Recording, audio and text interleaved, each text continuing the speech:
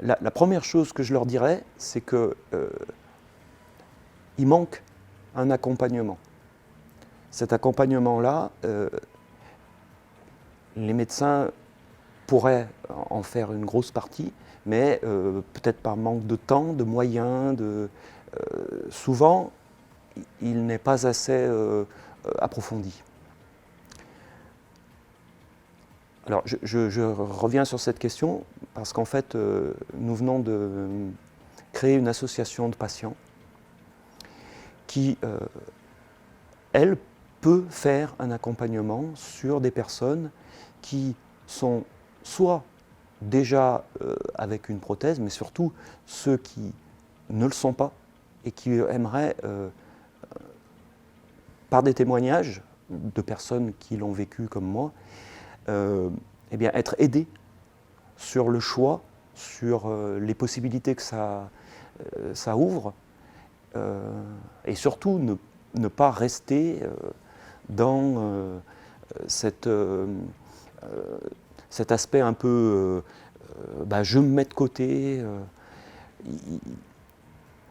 Je vais prendre un exemple simple. Pour un cancer du sein, on fait une ablation d'un sein à une femme. Bon, systématiquement, on lui propose une reconstruction. Donc, on ne lui demande pas son avis. Voilà, que pour un cancer du sein, pour une femme, la reconstruction, on la propose immédiatement. On ne lui demande pas son avis. Alors pour un homme, que ce soit pour un cancer de la prostate, un problème sanguin, un problème de diabète, là on ne propose pas grand-chose. Alors effectivement, on a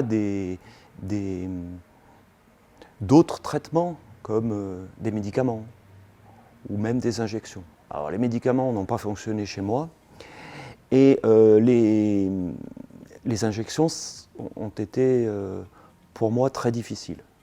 Ça n'a pas fonctionné non plus, mais c'est d'abord douloureux, c'est compliqué.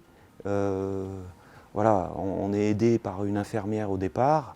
Après, on se retrouve seul avec une seringue et ça a été difficile pour moi d'utiliser ce type de solution. Donc, par la suite, eh bien, toujours parce que l'environnement médical m'a permis d'avoir la chance qu'on me propose un implant pénien, j'ai pas hésité. J'ai pas hésité une seconde. Je sais que c'est irréversible, mais entre guillemets, il n'y avait rien du tout avant. Maintenant, j'ai la possibilité d'avoir une vie sexuelle avec ma compagne que j'avais plus depuis 3 ans.